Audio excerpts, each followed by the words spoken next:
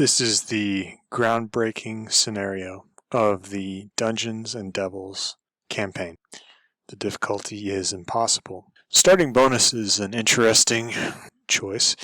I would personally prefer to pick something distinctive to the faction, which would be either Pillar of Eyes or the Battle Scholar Academy. However, given the nature of this scenario, the Mage Guild is the necessary choice, which is boring and certainly unorthodox, but I think once you take a look at the map, it will become clear why that's necessary.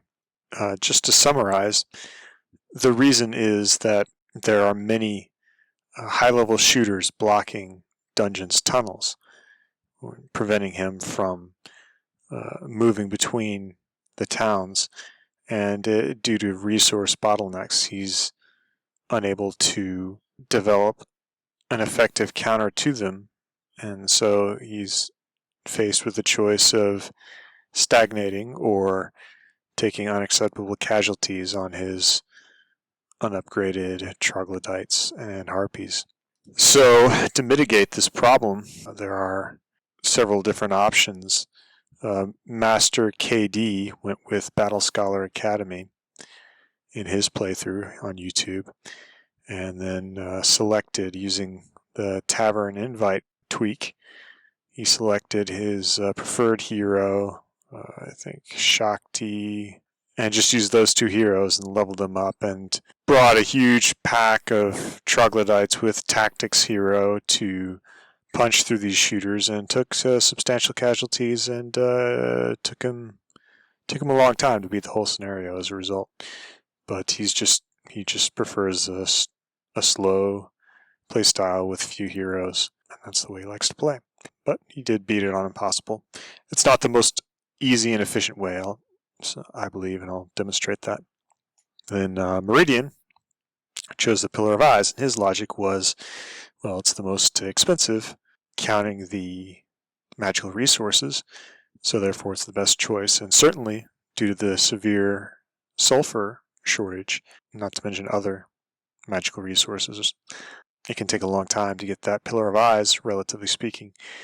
So those shooters are helpful in fighting the roadblocks, but Tan will still take casualties, and it's very difficult to upgrade those shooters.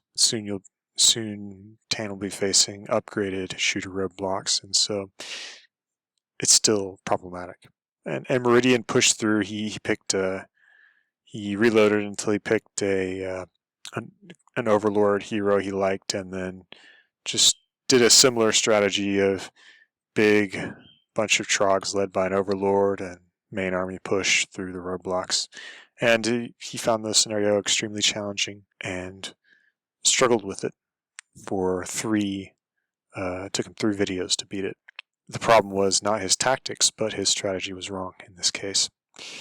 So the correct bonus is the Mage Guild, and the reason for that is that mana points are free. So instead of losing units, one can just dump the entire mana pool onto a roadblock and then go back and recharge, which means that you can't use one main hero to just sort of go in a line like playing the game Snake all around the map, which is the way people usually play Impossible on YouTube and recommend doing it. It's the orthodox strategy. However, I'm increasing the difficulty back to what it should be by not pre-selecting my hero or hero type. I'm just going to take whatever I can get, so I might wind up with only mages, and if that happens, I'll be fine. So this is the starting dungeon town. The next town that's easy to take is the center dungeon town. This troglodyte roadblock is relatively easy. Then the next easiest path to a town is take this northwest tunnel around, bypassing these minotaurs who would, even with perfect execution and tactics, still inflict some casualties on your troglodytes. But you can go around, and then it's only a trog fight to this town. However, even if you take this town, which let's go ahead and do,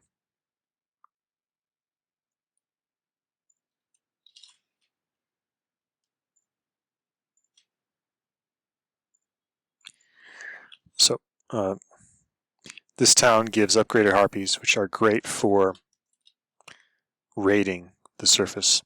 Come back to that. And take this northwest passage to here. What's the problem? Oh.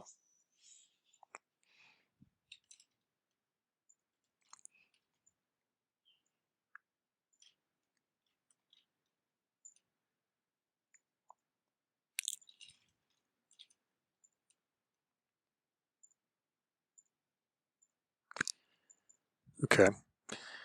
The southwest dungeon town has upgraded trogs and beholders. Problem being, Tan would be very happy to be able to upgrade the trogs without having to build the structure, or at least mildly happy. But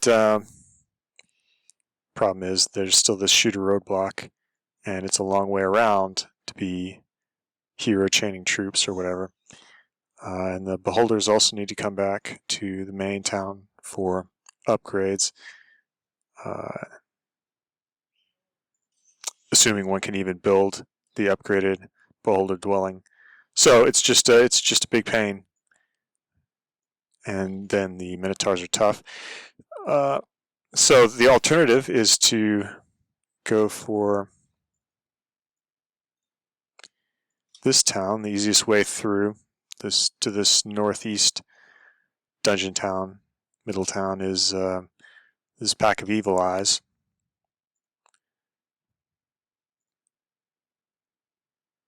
Which it's 17. It's random, but that can be a real rough fight for an army composed of basic troglodytes and harpies. So again, the risk of crippling casualties, and then you've still got to face the Medusas to take the town. So that's rough too. So once Tan gets to here, he can stagnate with few good options except to send his ball of trogs this way and hope that the garrison isn't too rough here. It doesn't have too many shooters. And that's a long delay to go there and then come back again all the way around. There's a much better, easier, more effective option though, which is to go topside. That's what Dungeon is supposed to do. Dungeon is starving in the darkness and envies the abundance of the surface, and that's why they come up to raid. So instead of sending your trogs into the axes of these minotaurs, use tactics to baffle these crusaders and take them down pretty easily. From there, get the stables.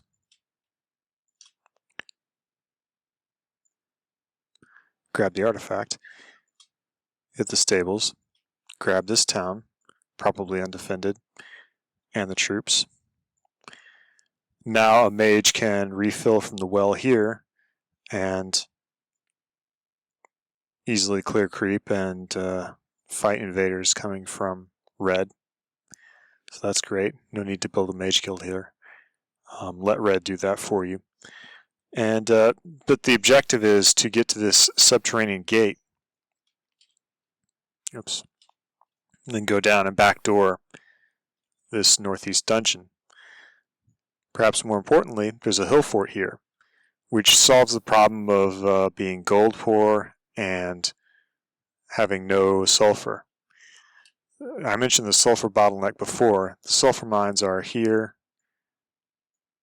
and up here behind manticores, which is going to take a while to clear. And then also way down here and in the swamp.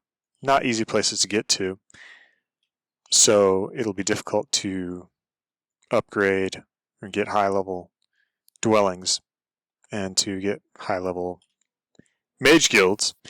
But that's going to be okay because grab this hill fort and Tan will have some very nice upgraded army to spam at red in the early game. So Tan needs to figure out a way, and he can go south or north, whichever's easiest. Probably for Trogs, might want to fight the Griffins instead of the Orc Chieftains, just because the Griffins aren't ranged. Tactics, you can cause them to waste their hits on 1 stacks. And then just go around. Wraiths versus Griffins. Again, maybe tactics do the Griffins. And finally reach here. Upgrade those Trogs for free. That's huge. This is a pretty easy fight for Trogs, relatively, with tactics. So take this as well, of course. Probably be undefended. There might be a hero or two lurking around here, but they won't be ready for the Trog Ball of Doom.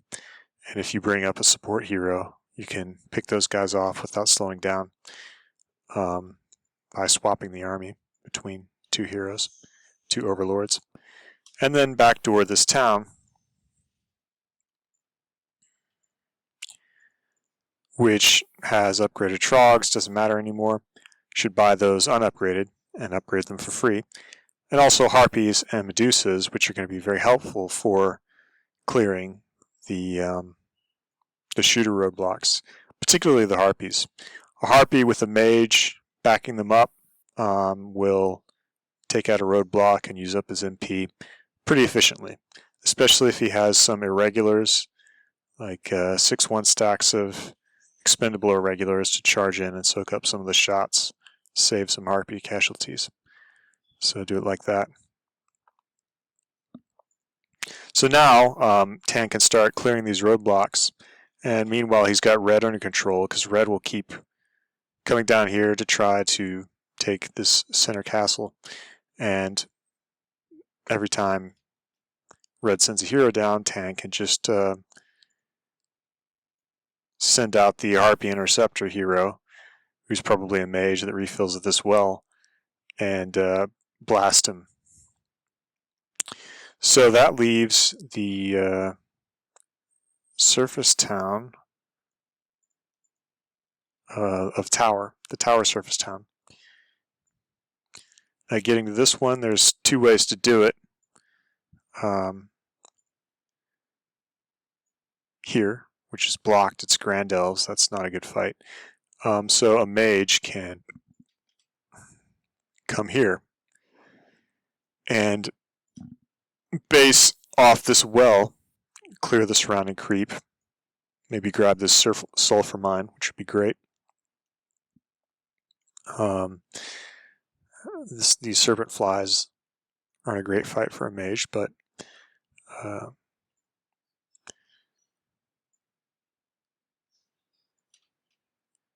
I guess you probably bring Harpies if he's a mage, so neither of those fights are great. This is more of a Trog fight. But anyway, it's just one fight. You can do it with full MP and then take the town. So that's the 3 surface middle towns secured. And then Tan can just hold the line while red sends out free XP in the form of invading heroes and farm this. Tan should farm this backcountry until Tan's 4 to 8 heroes, well, however many you want in the final scenario. I intend to bring 4 of my dungeon heroes, so I'm going to level up 4 into a good state. Meanwhile, it's slow going, clearing these tunnels, but Tan can gradually do it. And the easiest way to grab this northwest main dungeon town is to go along the west tunnel. The evil eyes are easier than the Medusas. So it'll be 3 fights. Well, 2 because there's no garrison there. At least not yet. So that's the strategy, and it's really a map that's designed to be quite favorable and advantageous to Tan. For example, this is a pretty brutal block on this subterranean gate, but to compensate, Tan can get this artifact which isn't properly guarded for free. So he can come down here, grab this artifact, maybe sneak a look and maybe take the town here with only a small army, bypassing this beholder roadblock, which is lots of beholders. That's a problem early on. So Tan can pretty easily secure 6 towns above and below ground, these middle towns, like in the first month. Of course, it's possible. The orthodox strategy is to blitz the AI's main town, because the AI just doesn't prioritize returning and defending it a lot of the time. But that depends on luck. It's a long shot. It's risky. It leaves Tan's territory undefended, and it just sacrifices your development, all for one roll of the dice. So I prefer the easier, slow and steady, reliable, robust way. Well, it's actually quite quick.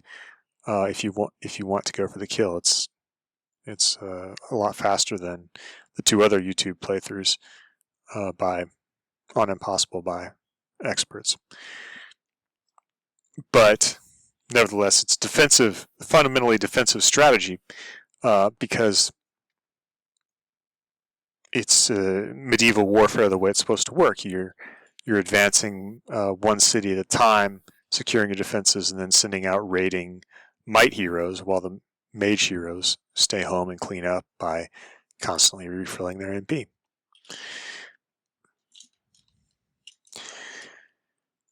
And this is a great scenario to demonstrate the contrast between my sort of turtle strategy versus the orthodox blitz strategy, because the orthodox strategy fares so poorly here.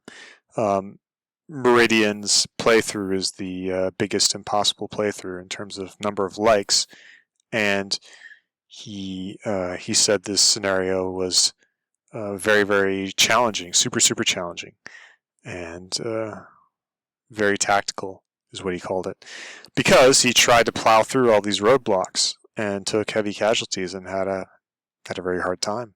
And it took him 3 whole episodes to do this one scenario.